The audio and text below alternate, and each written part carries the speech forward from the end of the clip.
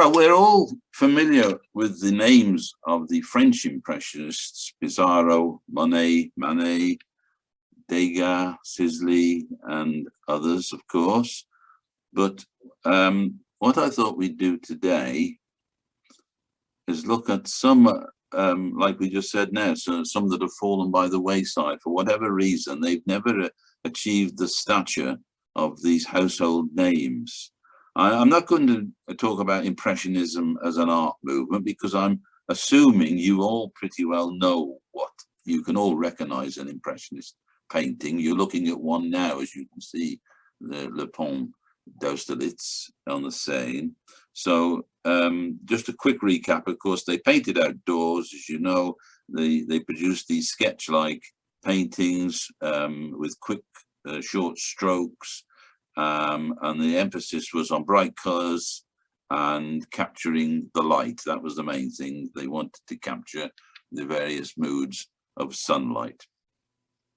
So there's our first, can I call him obscure painter, because possibly not too many of you have heard of him, Armand Guillaumin. Now, Armand Guillaumin was born in Paris in 1841 and worked at his uncle's lingerie shop while attending evening drawing lessons. So this is straight away an example of his painting, typically Impressionist, as you can see. Later, he worked for the French railways before studying at the Académie Suisse in 1861, where he met Cézanne and Pissarro, with whom he maintained lifelong friendships. Now, this is one of his paintings. And in each case, I'm only going to show you a handful of their paintings just to give you an idea of what they were producing. So this is La Place Valubert, which he painted in 1875. While he never achieved the stature of either Cézanne or Pissarro, his influence on their work was in fact significant. He first exhibited at the Salon des Refusés in 1863, and as we know, an awful lot of the Impressionist painters were rejected by the Paris Salon, and so ended up at the Salon des Refusés. Then he then exhibited in 6 of the next eight Impressionist exhibitions between 1874 and 1886 at the Refusés Salon. This is another painting of his, Épinay sur Orge, painted in 1885. In 1886, the following year, he befriended Van Gogh, whose brother Theo sold some of his paintings. He was finally able to quit his government job and concentrate on painting full-time in 1891. That's a very colourful painting there. I like the way he's done the grass with sweeping. There's a lot of movement in the grass there, as though the wind is coming from the right and the left, almost a squirrel. But I'm not too, maybe untypically the colours contrast quite heavily there, so it may not be to everybody's taste. Now this one, Agate Côte d'Azur, is perhaps more typical. Very bright colours. The rocks are emphasised in orange, which is quite unnatural, we would have thought, but never having seen the rocks there, maybe they do appear like that. Anyway, he's used the green against red contrast there to create the effect of the painting, and of course the sea typically with quick long strokes of the paintbrush. And then we've got his wife here fishing, Madame Guillaumin. He's caught her fishing. He's put her slightly off center, as you can see, because he's got to get the fishing rod in. There's the fishing rod. You can it looks a very homemade fishing rod to me, and I don't see a line from it unless it's there. It disappears if it is, but it doesn't matter, as it's an impressionist painting. They wouldn't bother. They're not concerned about the realistic aspect of the painting. He's best remembered for his landscapes of Paris in the region of the Croix around the village of Croissant. This is the final painting of Guillaumin that I'm going to show you, like Les Meules, the haystacks. If you remember, Monet produced a very famous, one of his best works was of haystacks. I probably should have shown that as well, but it would be to the detriment of this painting if I did, I think. So, and just let you look at that for the moment. Notice the shadow is painted in blue. So we've got blue grass at that point. So that's Armand Guillaumin. Now the next painter, which you may or may not have heard of, is Stanhope Forbes. Stanhope Alexander Forbes. Now, he's a founding member of the influential Newlyn school of painters who set themselves up close to Penzance. He was actually born in Dublin, and his mother was French. His father worked on the railways, so another railway connection there, of no relevance whatsoever. His first wife was also a painter. Her name was Elizabeth Armstrong. I don't know anything about her. He was widowed in 1912 and remarried an ex-student, Maudie Palmer, and his son Alex was killed in World War I. So that's a little bit of background of Stanhope Forbes. This painting you're looking at now is the Newlyn Slip. And it was the first painting he ever made of Newlyn. Quite a large painting, almost 4 foot by 3 foot. Just let you look at that for a moment. He was educated at Dulwich College in 1878 and attended the Royal Academy under Frederic Leighton and John Millay. He participated in his first exhibition there. From 1880 to 1882, he studied in Paris, and Forbes generally painted en plein air, like the rest of the Impressionists. After a trip to Brittany, his painting a street in Brittany did well at the Royal Academy Summer Exhibition of 1882 and sold later that year. It's now in the Walker Gallery in Liverpool, as you can see. But this is a very successful painting, I think. There's a lot of social history in this painting. We've got the ladies arrayed along the street there, although there is one figure right in the distance there, but they're mainly just sitting on the doorsteps there, passing the time of day and doing their work. It's not clear what work they're doing or what the one in the foreground is, what she's actually holding there. It looks a little bit like some sort of feather duster, but I don't think it doesn't look, perhaps not long enough for that.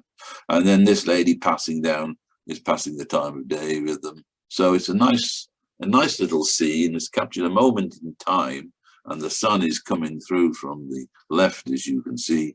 Though strangely, he doesn't pick out this foreground figure in the sun particularly. So she's in shadow, and notice she's wearing clogs, Breton clogs.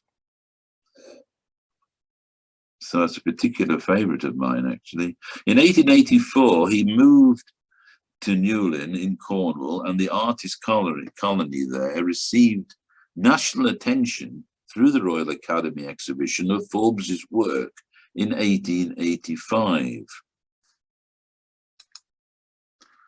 This painting is called The Pier Head. Very bright painting, bright Impressionist palette he's using there, as you can see, and notice how typically the sea is just expressed with light strokes of the brush, and the reflection of the sail there, just 3 or 4 quick dashes of orange paint mixed into the ultramarine. I think it seems to be the main shade of blue that he's using there. And a lot of sunlight in this painting. He's captured a lot of sunlight. And again, a bit of social history. These people, this elderly man is talking to this young woman, and they're leaning against a cast, it looks like a cast iron railing to me, but it's seen better days, like the gentleman leaning on it, I think, and seems to be giving way there. If I was him, I wouldn't lean on it too hard, I don't think. And then behind him, he's got these other local characters. They're all looking at this boat that's leaving the harbour, I think, because on the other side, on the extreme right, we also got a collection of characters looking at the boat. So what is the significance of this particular fishing boat, one amongst many, I would have thought? We don't know. In 1892, Forbes became an associate of the Royal Academy and a full member of the Royal Academy in 1910. He also became a member of the St. Ives Society of Artists in 1928.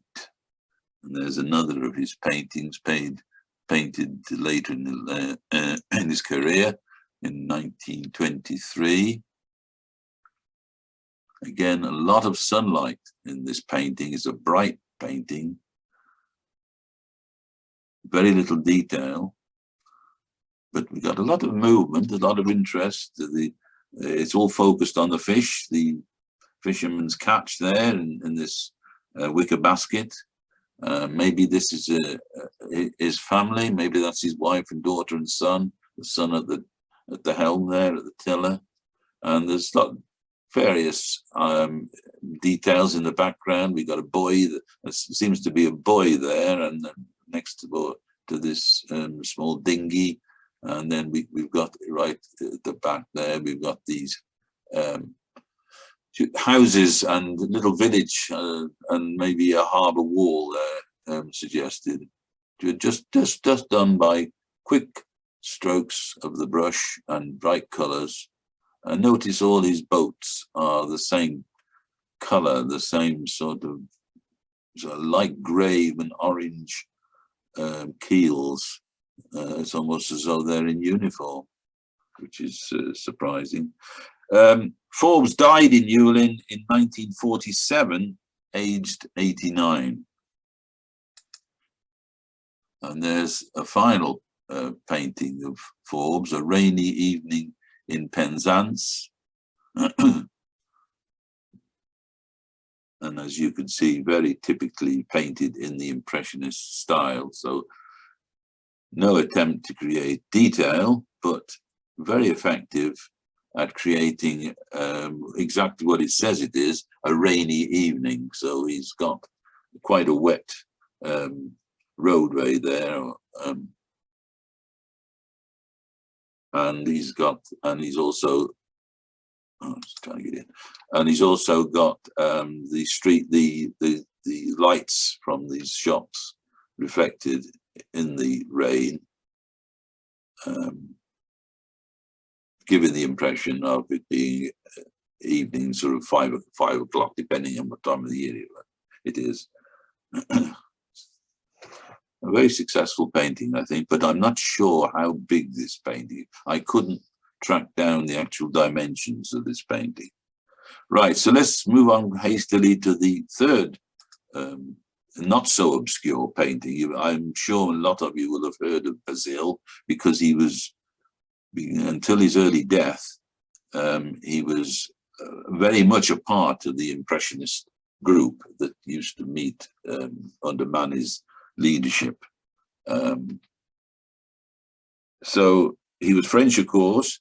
Many of Bazille's major works are examples of figure painting in which he placed his subject within a landscape painting on plein air, as in this one you can see on the right there, called The Pink Dress.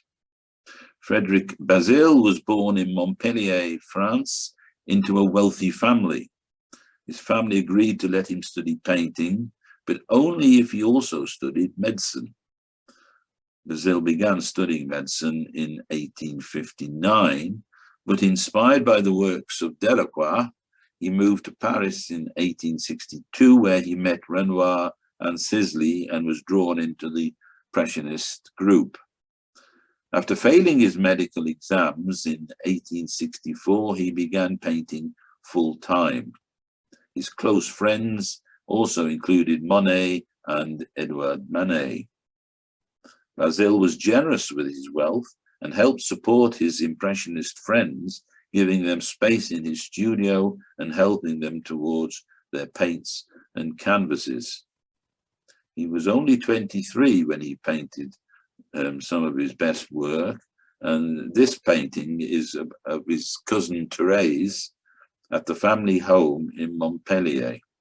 So it sort of falls in between the realist movement and the Impressionist movement. So there are elements of both there, as you can see, and we've got a lady painted from the rear, so we don't get to see what she looks like, and she won't be the first one we shall see this morning painted like that. In fact, there's a subject for a future talk.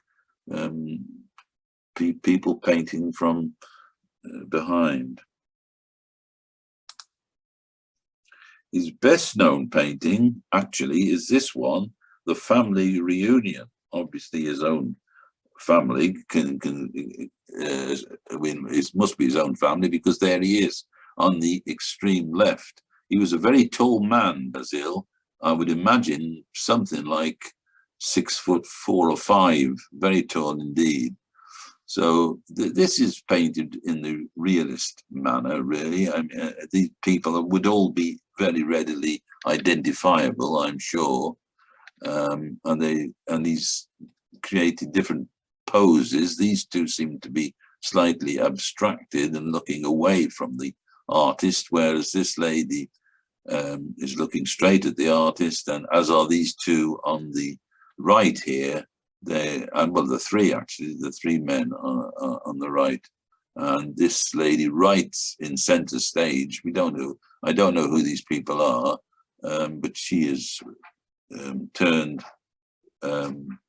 with a rather challenging stare at the artist, I think.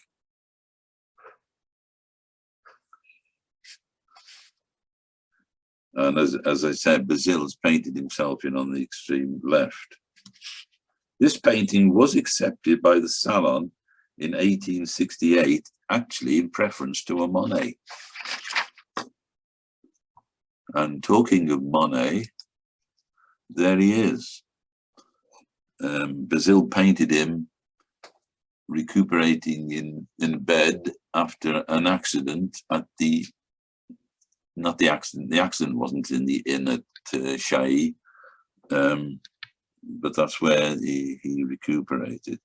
It shows Claude Monet in bed recovering from a leg injury he sustained at a small village on the outskirts of Fontainebleau. I don't know what he did to his leg, but we can see his leg cushion there on blankets. And this picture certainly lends itself to the Impressionist style, because the bed is just suggested with some very hurried strokes of off-whites and mixed with some ochres. I'm intrigued by this bucket, which is suspended over his leg, another bony leg too, on these two pieces of rope. I'm not quite sure what that's doing there and what use it is. Maybe one or two of you will have suggestions later on. And then on the floor, we've got sort of details of his convalescence, in so much as we've got a bucket there and a wash basin. And I'll leave you to work out why they are there.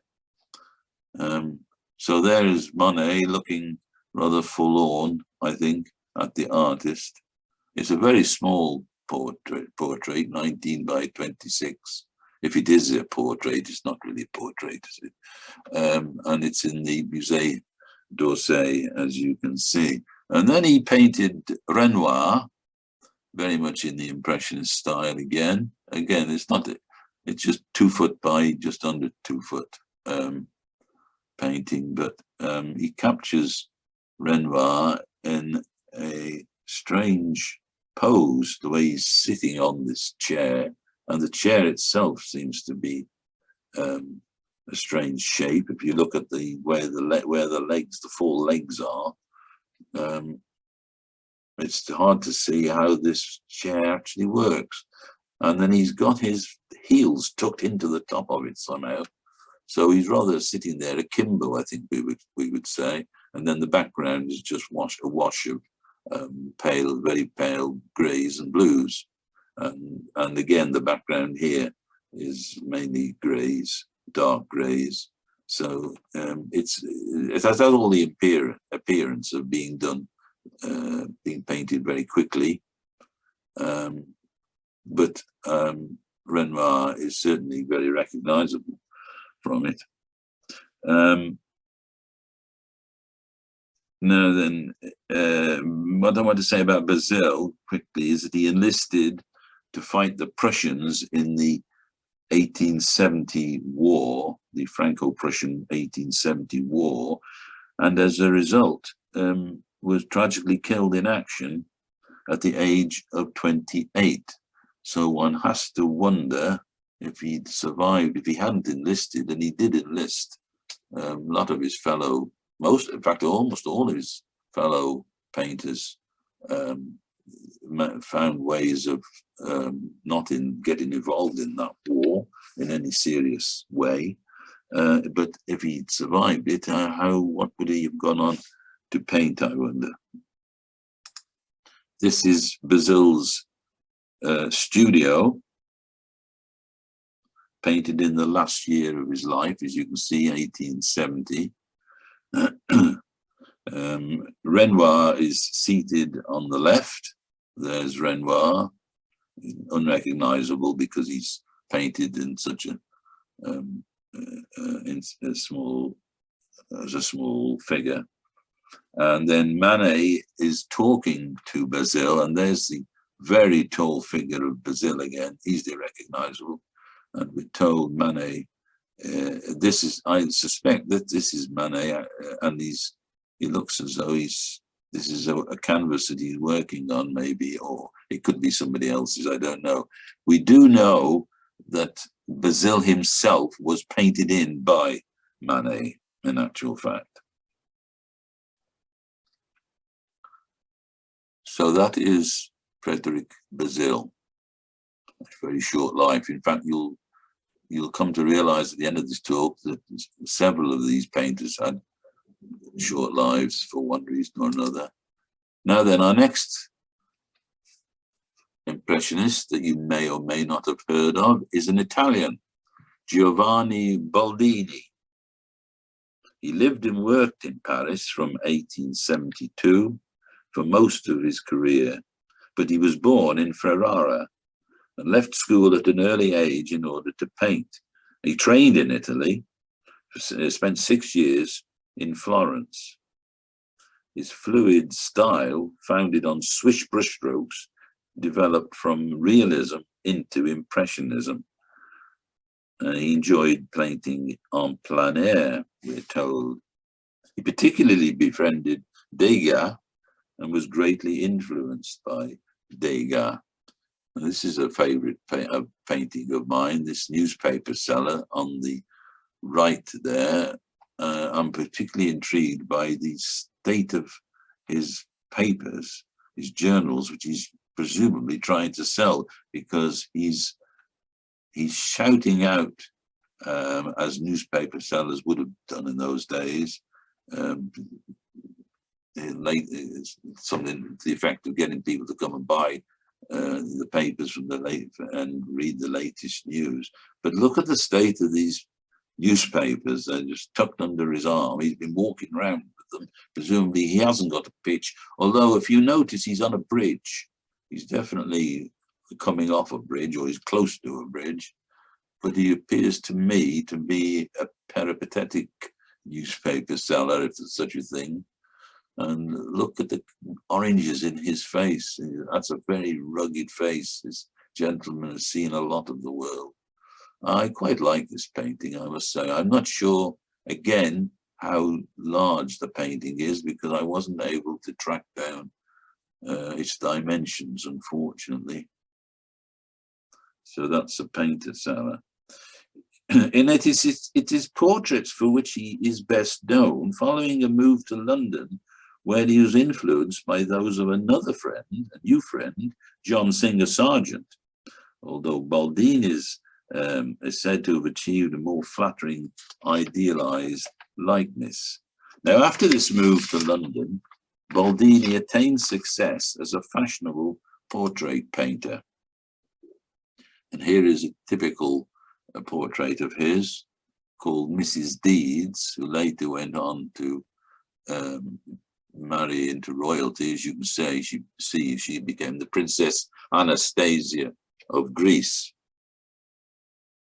And this is a tall painting, 87 inches by 4 foot across, but very much painted in the Impressionist style, so that all the dress that she's wearing is suggested rather than any attempt to paint realistic creases.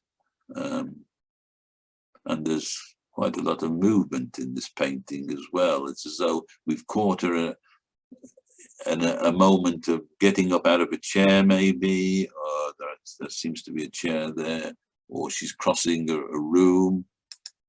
And the background, of course, is of little interest to him.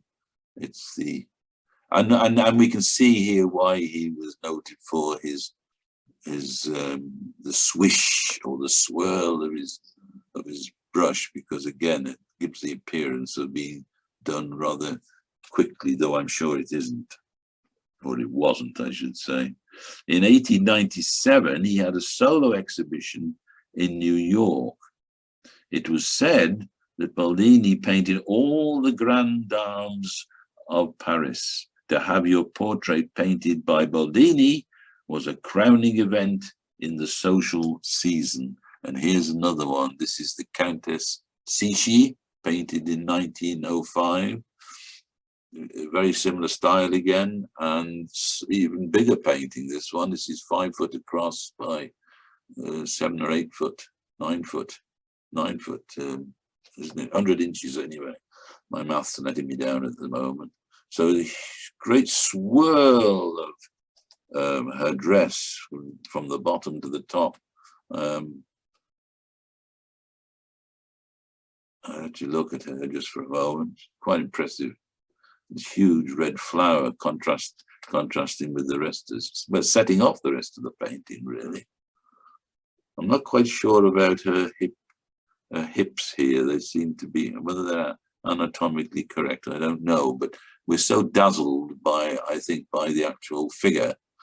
And again, a suggestion of movement, because look at the way her arms are held, as though she's caught in mid-turn.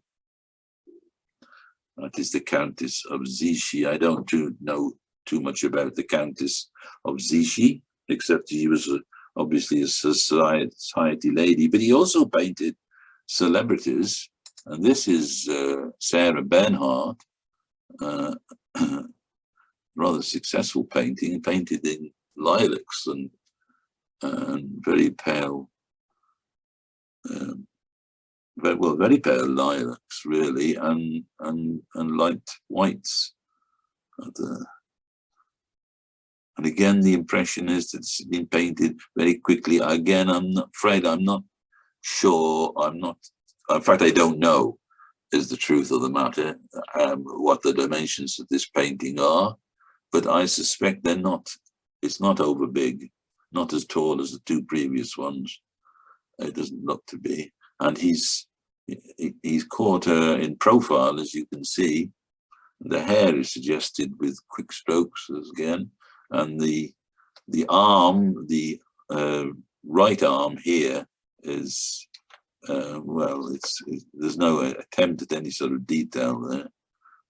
No, it's not quite clear where the flesh is in that arm. It's more a question of her drapery, I think. That's Sarah Bernhardt. Now, this next painting of Verdi, I'm sure you've all come across before, because if ever you've read anything about Verdi, this painting invariably is shown. This is quite a small painting, 26 by 31, painted in 1886, as you can see. Eventually, other painters took Boldini's laurels, and he became discouraged. He didn't paint for many years before his death in Paris in 1931. His style, as you've seen, was racy and advanced for its time, and he believed that his portraits flirted with the limits of convention. They're certainly more fluid than the Singer-Sargent's, who aimed for more accuracy, I think. After his death, his work continued to be exhibited around the world. An exhibition was held in 1938, 7 years after his death, at the Newhouse Galleries in New York. And that brings us nicely to our next little-known impressionist, who is an American. And there he is, Dennis Miller Bunker, and you can see from his dates straight away that this is a man also who was cut down in his prime, in his case, not through war, but by meningitis, by disease. Early in his career, he showed a penchant for landscapes, but in order to make ends meet, he was compelled to paint portraits, such as this one on the right there, the mirror. She's holding the mirror, that's why it's called the mirror. If you're looking, as I did initially, where is the mirror? It's in her right hand there. No detail in the background at all, so the figure herself is painted with these very light satin lilacs, stands out starkly. Well, he's used chiaroscuro, hasn't he, as a technique. And there's a nice little bit of detail on the seat that she's sitting on. It looks as though it could have been a piano stool or something like that. His early works reflected the convention of en plein air sketches finished in the studio, but painted with a somewhat somber palette. And this is typically one, painted in 1881, of a salt marsh. I always like to see boats out of the water. I don't know why. I think it's something to do with the shape of the hull, the roundness of the hull. And they always cut a sort of tragic figure, don't they? Because they're out of the natural element. But presumably this salt marsh is probably flooded twice a day, because there's another boat in the background there, and we got this small dinghy here as well. So they've got to achieve water at some stage. And this is quite a small painting. It's only 2 foot wide. And we got these two figures doing something, digging in the mud. No, she's got the one on the right there has got a basket, so maybe they're digging for cockles or something like that. There's a lot of vegetation in this salt marsh, so it's not just sand by any means. But again, because it's painted in this Impressionist style, there's no detail there. It's just suggested by washes of very, very light greens and very, very light raw siennas, I would say. Bunker's palette lightened dramatically after a visit to France in 1882 and 1883, where obviously he would come up against the Impressionist movement. He now began producing paintings in brighter colours with an emphasis on brilliant light. This one, called Chrysanthemums, is a case in point. Very bright colours, sort of average size painting, 50 inches by 26, 2 foot by 4 foot, I would say, but very startling. After painting with Sargent in England, another one that came under Sargent's influence, in 1888, Bunker's style finally exploded into a fully Impressionist technique, and here we have the evidence of it. He began teaching in Boston when he went back, living in a boarding house in Medfield, Massachusetts. This is a painting called Medfield Pool, which was obviously close to where he was living at the time. After his earlier emphasis on dark and light contrasts using a traditional palette, he now emphasized the effect of bright sunlight on the local colors. In fact, this is almost a pointillist painting if you look closely at it. It's almost made up of tiny, tiny dashes of color, and it was painted only 3 years after the pointillist movement basically took off under the auspices of Seurat and Signa. So whether he was acquainted with it, we don't know, but that definitely gives an impression of pointillism to me. I don't know what you think. His work with subtler tonal changes and a lighter palette produced this watercolor in 1890, much subtler painting. A small painting being a watercolor, a 10 by 14. So it just shows that he was fairly versatile painter. And as I said, he died tragically at the age of 29 of meningitis. So there was another huge talent cut off in its prime, and the world has been deprived of it. Or maybe you don't think so. Now we come to the Eva Gonzalez. This is actually a painting painted by Manet, but I put it here to show you what she looked like. And she's painting there herself, obviously. Apart from Mary Cassatt and Beth Morisot, Eva Gonzalez, born in Paris, was the only other significant female representative among the French Impressionists, although she did not entirely embrace all aspects of Impressionism, such as its loose brushwork. She was conventionally trained from the age of 16 before she met Edouard Manet in 1869, who persuaded her to paint en plein air. Manet was greatly taken with her and painted this portrait in 1870. She became, in fact, his formal student. And this is a painting that she produced in 1878 called Nanny and Child. Quite an interesting painting. The nanny appears to be sitting, actually, although we don't see the chair at all, and the child appears to be sulking to me.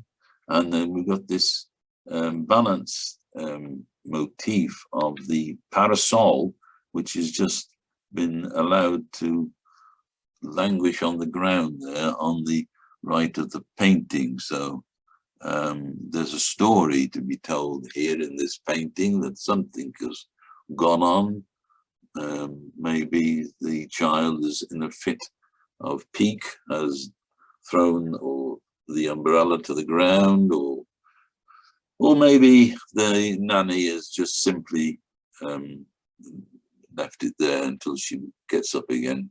What possible seat she could be sitting on in a gateway like that? It's not a garden seat, I wouldn't have thought, but there's just the hint of it there on the where my cursor is pointing. There's just the hint of a backrest there, I think.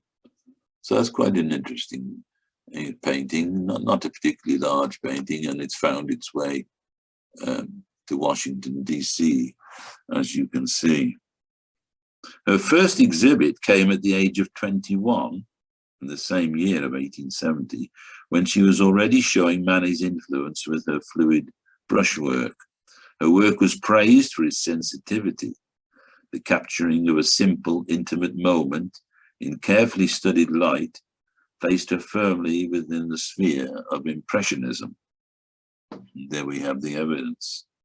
Where she differed from Manet's circle was in her avoidance of bright colours, using a more conventional palette. And I think we'd have to agree with that. Notice how the hat is painted very typically in Impressionist style, just a few quick dashes of titanium white or lead white there to suggest the detail, how the hat is composed. Her most noted painting is the box at the Théâtre des Italiens, or the Loge at the Théâtre des Italiens. I'm reminded of the Renoir painting in the Courtauld Institute, which I'm sure many of you will have seen, although the lady in the question there is painted in black and white stripes. So there we have another intimate moment, maybe at the intermission. It was described as one of the most provocative paintings of its day, and it was actually rejected by the Salon, though it was positively reviewed by the critics. Oddly, Eva Gonzalez never exhibited in the Impressionist exhibitions. She painted many portraits, particularly of her sister Jeanne. There she is, again, it's an 1870 painting. Quite a subtle painting, that one, I think, and no strong outlines anywhere. The colours are fairly muted and the outlines are vague, not delineated heavily, although we've got the dark blacks of her hair, her eyes, and this collar of her dress. Then we've got this painting called In the Boat, very much painted in the Impressionist style. As you can see, another lady painting. This is the second time we've seen a lady painting, not painting, fishing. I'll just let you take that painting in for a moment.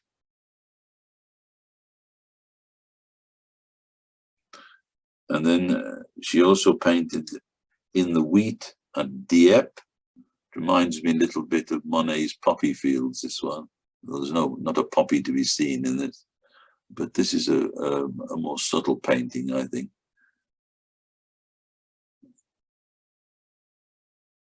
The colours are bright, but not bright in the way maybe a Pissarro would have painted them, or Renoir. And the field of hay or tall grass or dead grass that she's walking through, this yellow grass that she's walking through, is just suggested. No attempt to paint it, of course.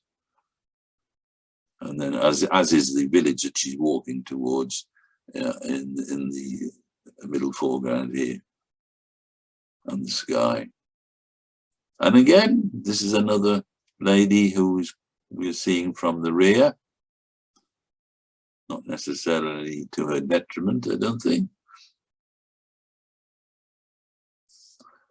And Eva Gonzalez also left the world at an early age. And she was only 34 when she died in childbirth. And looking at this painting, I think she was certainly a huge loss to the art world. We next come to a Puerto Rican, Francisco Oller. I might have mispronounced his name there, but I'll stick to it for now. Francisco Oller. He's from Puerto Rico, was the first Latin American artist to study in Europe, we're told. He studied in the 1850s in Spain, then in the 1860s in France, and came under the influence of Gustave Courbet. Having associated with the French Impressionists, who helped him to shape his impressionistic style, he took it back to Puerto Rico in 1865.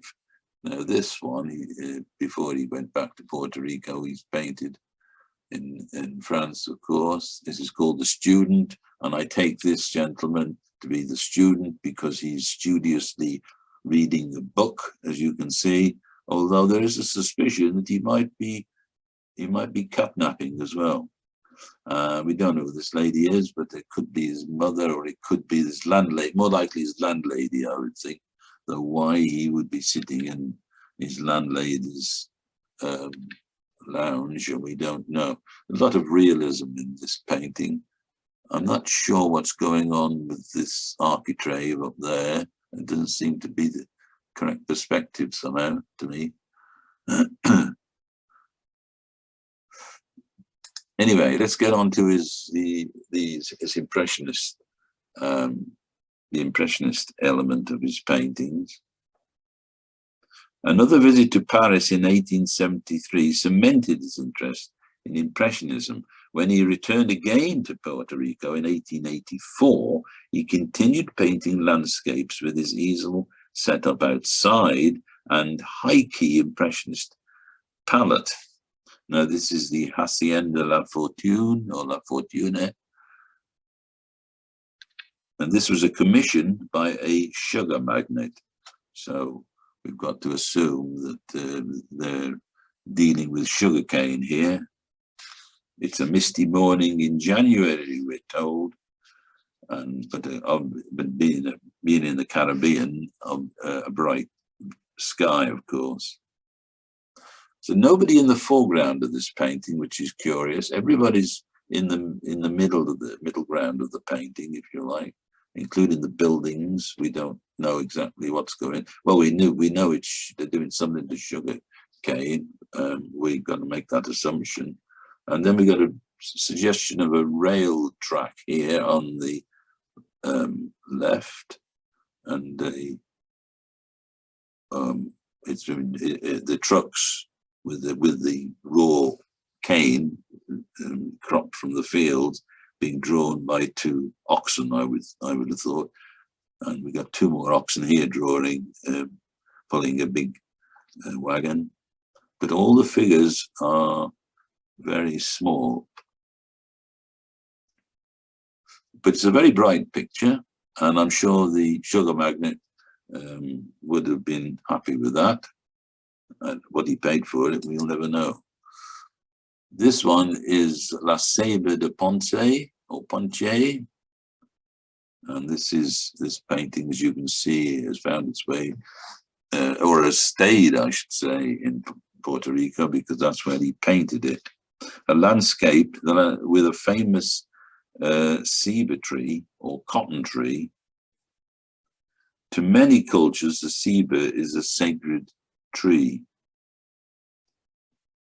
I checked the pronunciation. It's pronounced ceiba, although it's spelled as though it might be pronounced in some other way.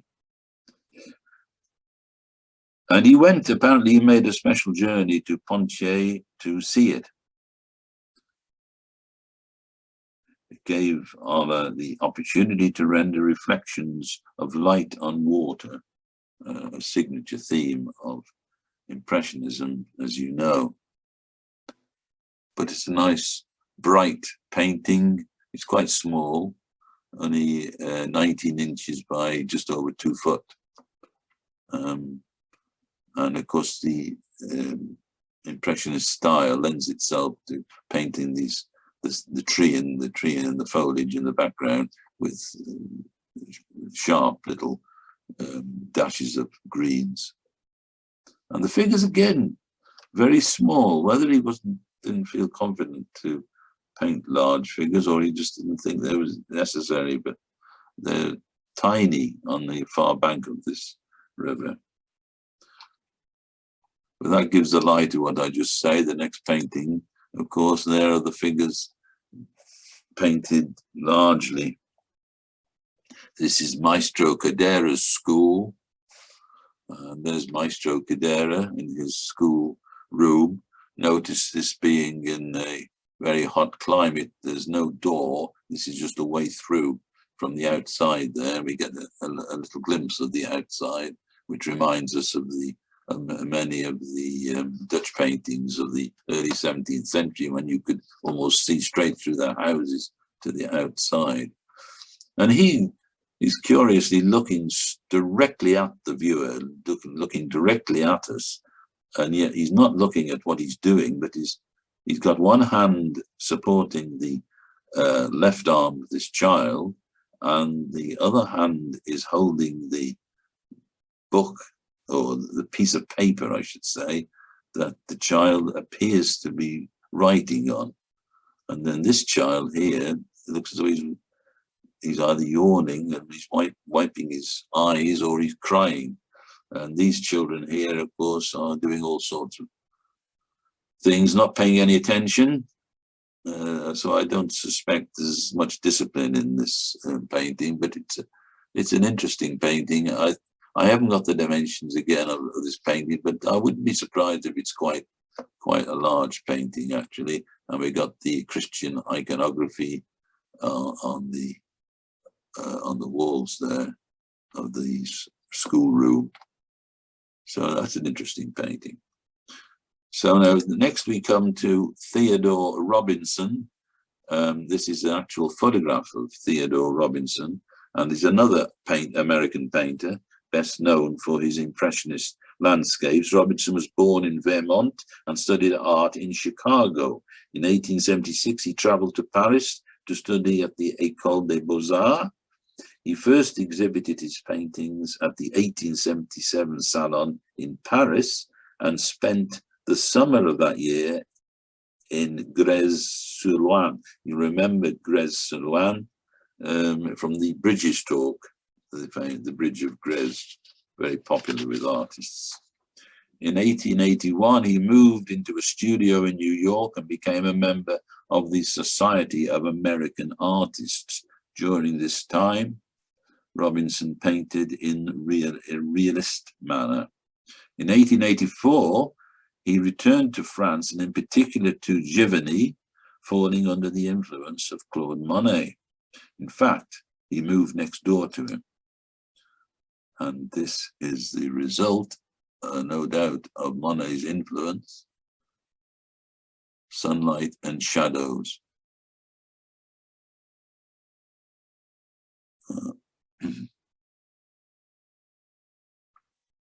Could have been painted by any one of the Impressionists. That could have been a Renoir or a Manet, couldn't it? And a Monet as well. Very typical. And then this one he painted in 1890, Capri.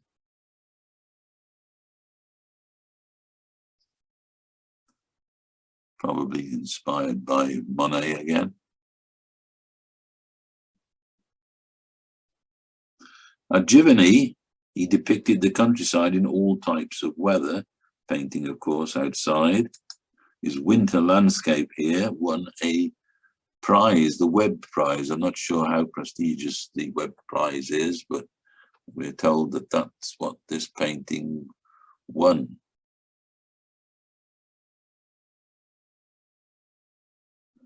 Another example of his mature work during this period is La Débâcle.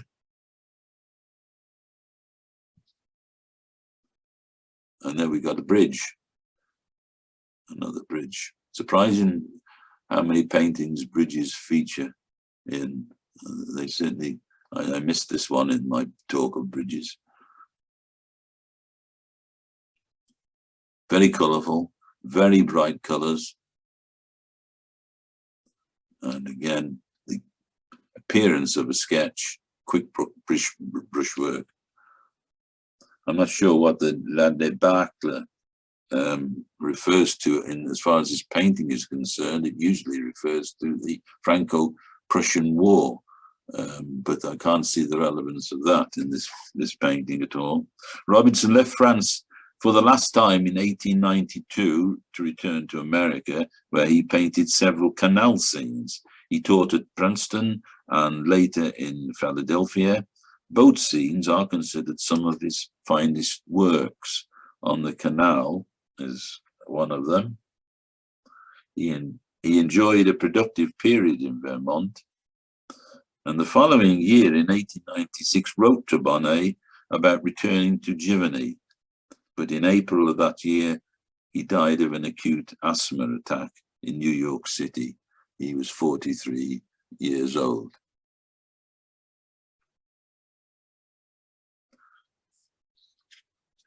Our next obscure Impressionist painter, if I dare use that word, is an Englishman, William Stott.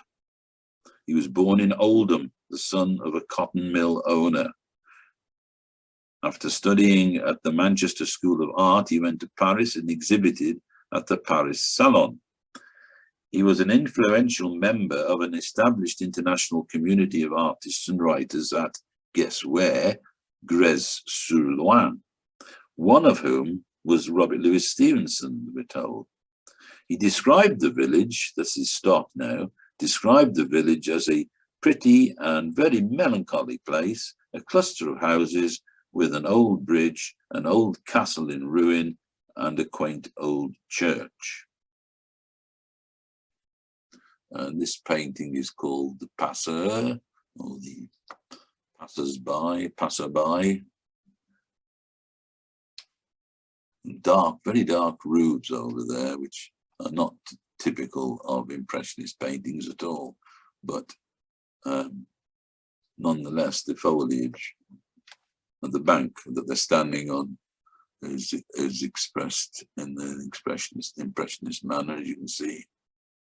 I don't like the colours of this painting too much. I don't like the greens, and I don't think the reflections work at all well. In 1889, he held a one-man show at the Durand-Ruel Gallery, a well-known supporter of Impressionist artists. Back in England, he became a close friend of Whistler until his painting of Whistler's Mistress, depicted naked as Venus born of the sea foam, caused a rift between them. For much of his career, Stott painted landscapes. This is the Prince or Shepherd. Not quite sure why it's the Prince or Shepherd, but anyway, it's in the Tate if you want to look it up anytime. It's quite a small painting, 28 by 23. Another bridge. Very rickety fence that she's leaning on, but she seems quite lightweight herself, so it will probably support her quite easily. I'm not sure about the greens in this painting. There are somber greens. This one is the young girl beside the stream, painted in 1881. Quite a small canvas again. He's painted her in a curious pose, really, with her arm bent like that and tucked into her ribs. So it's hard to see why she's adopted that pose. And she seems to be almost walking on a very muddy bank, I would say. In fact, the whole picture is quite muddy looking. And then the bathing place, and again we've got these dirty greens, which I'm not fond of, and dark contrasting shadows, and these young boys bathing in the river. Stott always signed himself, but, no, he didn't always, I should say from 1882, Stott always signed himself of Oldham, Stott of Oldham, so to acknowledge a pride in his roots. I think this is next one is a much more successful painting, Reading by Gaslight. It reminds me of Degas for some reason. The colours are rather understated, but I think they work very well, especially these pink tablecloth. And she's got a cake waiting to be eaten there, or she's pushed it away because she doesn't want it. And I'll leave you to decide whether he has created the effect of gaslight, reading by gaslight, or not. I'm undecided myself, but that is Stott of Oldham. And finally, we come to another French Impressionist painter, Henri Moray, born in Cherbourg. This painting, as you can see, the Côte de Bretagne. He registered at the École des Beaux-Arts in Paris in 1876 and first exhibited at the Paris Salon in 1880. In 1888, he arrived at Pont-Aven, which had attracted a number of artists under the influence of Paul Gauguin. Solitary by nature, he is remembered as a quiet boy who worked hard and diligently. He would go out into the woods and fields with his equipment, only coming back for meals. He didn't agonize over aesthetic concerns, apparently. He was an intuitive with a constantly aware sensibility, whatever that means. He observed a great deal. I'm not quoting now. He observed a great deal, and his style changed significantly after meeting the artists of this group, notably through his use of lightly outlined blocks of color typical of Gauguin. So so we'll move on from that. While I've been talking, you've been looking at that. Now this is what's called Port-Manech, again in Bretagne, in southern Brittany apparently. And again, we've got a suggestion of pointillism in this painting, I think. Very, very sharp brushstrokes, tiny brushstrokes, suggesting the foliage and flora, and the house as well, and the boats and the sea, of course. In fact, there's something of Duran in this painting, I think, and in fact, we're leaning towards the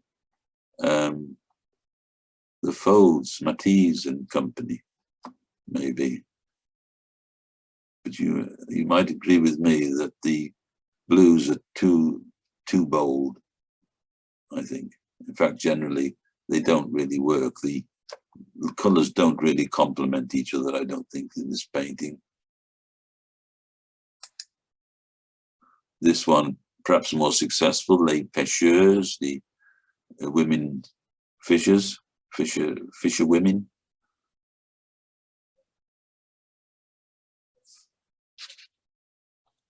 During their relationship with the Impressionists, Moray completed over 600 paintings, and from about 1900 became much more immersed in Impressionism. Increasingly, he focused on landscapes, where his light effects can be seen in the sunsets and storm scenes he painted around 1909. By this time, he'd left the influence of Gauguin.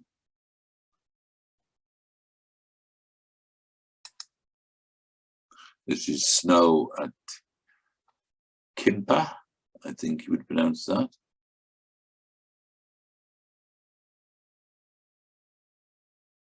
quite a small one, 23 by 16, quite subtle. But again, a lot of small strokes suggesting this texture of the landscape. And there's a willingness to paint the trees and, well, anything, wood really, foliage, and with this lilac, very pale lilac color. And then this is the last painting I'm going to show you today. You may or may not be pleased to know. This is Grosmere. In addition to his oils for the Durand-Ruel Gallery, Moray also completed some 800 watercolors and drawings. He died in Paris, aged 56.